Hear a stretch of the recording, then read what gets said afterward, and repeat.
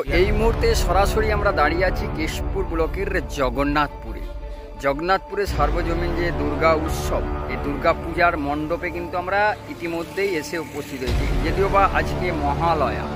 তো এই মুহূর্তে সরাসরি কিন্তু পূজার মণ্ডপের যে কাজ, সে কাজ কিন্তু দ্রুত গতিতে চলছে। আর আগে বন্যার জন্য কাজ পিছিয়ে গেল, আর বন্যার একটু কাটতে কিন্তু মিস্ত্রিরা এসেছে এবং দ্রুত কাজ করছে। আর সেই চিত্র সরাসরি কিন্তু দেখতে পাচ্ছেন এখানেই কিন্তু। আর কিছুদিন পরে আজকে মহালয়া, আর কিছুদিন পরে কিন্তু দুর্গা মা এখানে এসে উপস্থিত হবে। যে কী কী জিনিস প্রয়োজন বা প্রয়োজন নয়, বা কোন কোন মানুষের কাছে আকর্ষণীয় তুলবে, সমস্ত কিছু কিন্তু মানে তিনি প্যান্ডেল কর্তৃপক্ষ যারা প্যান্ডেলের কন্ট্যাক্ট নিয়েছেন তাদেরকে কিন্তু বলছেন।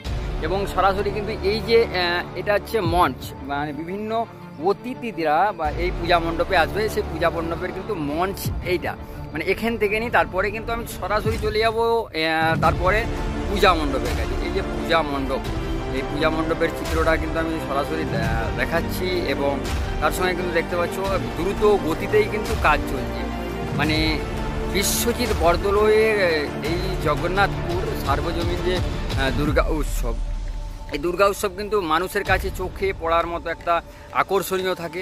কেন মানুষ বিভিন্ন দূর দূরান্ত থেকে মানুষেরা আসে, আর সেই দূর দূরান্ত থেকে মানুষের দিকে পূজা দেখার জন্যে বিশ্বজিৎ বরদলৈয়ের যে দ্রুত প্যান্ডেলের যে কর্তৃপক্ষ যারা প্যান্ডেল নিয়েছে কোনটাকে, তারা যে কাজ করছে। এবং বন্যার কিছুদিন কেশপুরের মানুষের দুর্ভোগ কিন্তু এখনও কাটেনি, তার আগেই কিন্তু বেশ কিছুদিন প্যান্ডেলের কাজ পিছিয়ে গিয়েছিল। আজকে মহালয়া, আর সেই মহালয়া থেকে কিন্তু আরও জোর কদমে প্যান্ডেলের যাবতীয় খুঁটিনাটি বিশ্বজিৎ বরদলৈ নিজে দাঁড়িয়ে আছেন এবং প্যান্ডেল কর্তৃপক্ষকে বলছেন যে এখানের এইটা করতে হবে, সেইটা করতে হবে। বিভিন্ন মানে মানুষ দূর দূরান্ত থেকে, কেননা কেশপুরের জগন্নাথপুর মানে একটা সার্বজনীন দুর্গা উৎসব, মানে আকর্ষণীয় চোখে কাটার মতো এবছর কী কী রেখেছে সেটা কিন্তু আমি সরাসরি কিন্তু এই মুহূর্তে বিশ্বজিৎ বরদলৈয়ের কাছে চলে যাবো। এবং তিনি কিন্তু দাঁড়িয়ে আছেন, যিনি পূজার মানে প্রথম লগ্ন থেকে নিয়ে যে এখানে যে পূজা স্টার্ট সাথে ছিলেন এবং এখন পর্যন্ত তিনি কিন্তু সাথে আছেন।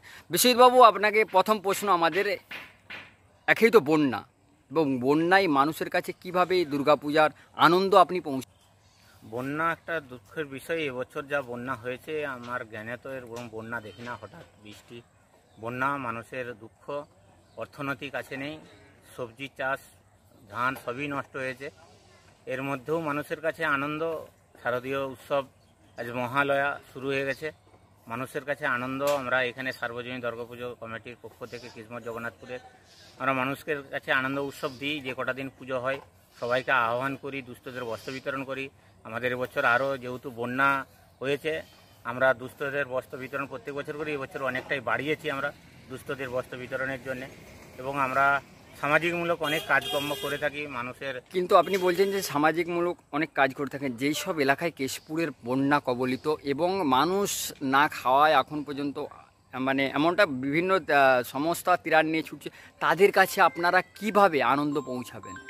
তাদের কাছে, মানুষের কাছে একটাই বার্তা, আমাদের তো বর্তমান সরকার যিনি আছে মানুষের দুঃখের পাশে আছে। আমরা সরকার আমার দিকে পুজো কমিটিকে আবার অনুদান দিচ্ছে, তো আমরা পুজোর পক্ষ থেকে মানুষ যারা আসবে তাদের আশা, এবং এই এলাকায় এসে তাদের সুনিশ্চিতভাবে যাতে যেতে পারে ফিরে, তাদের সুনিশ্চিত জায়গা তৈরি করে দেওয়া, এবং এখানে এসে তারা যাতে একটু মন একটু ভালো থাকে, পূজার আনন্দ উৎসব দেওয়া, সেই আমরা আয়োজন এখানে রেখেছি।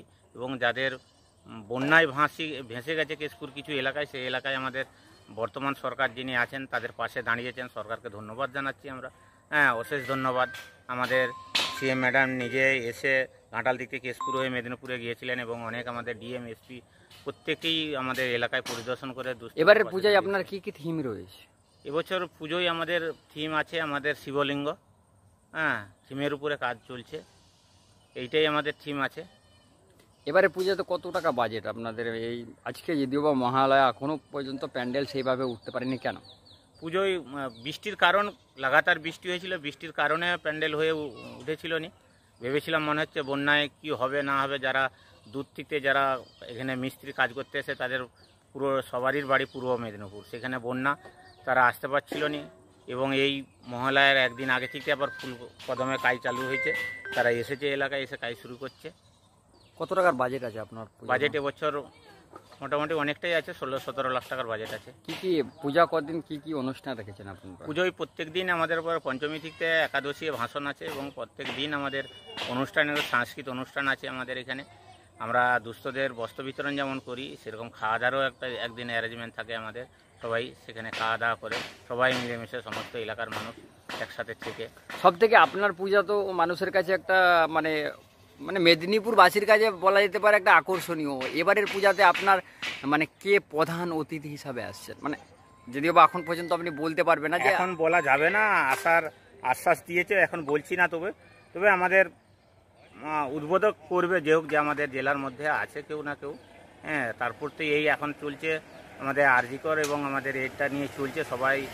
নিশ্চয়ই আমরা, আপনি যখন বললেন যে আরজিকর এবং একদিকে বন্যার দুর্ভোগ, এই মানুষের কাছে কিভাবে এই জগন্নাথপুরের মানে দুর্গা সার্বজনীন দুর্গা উৎসবের খুশিটা পৌঁছাবে?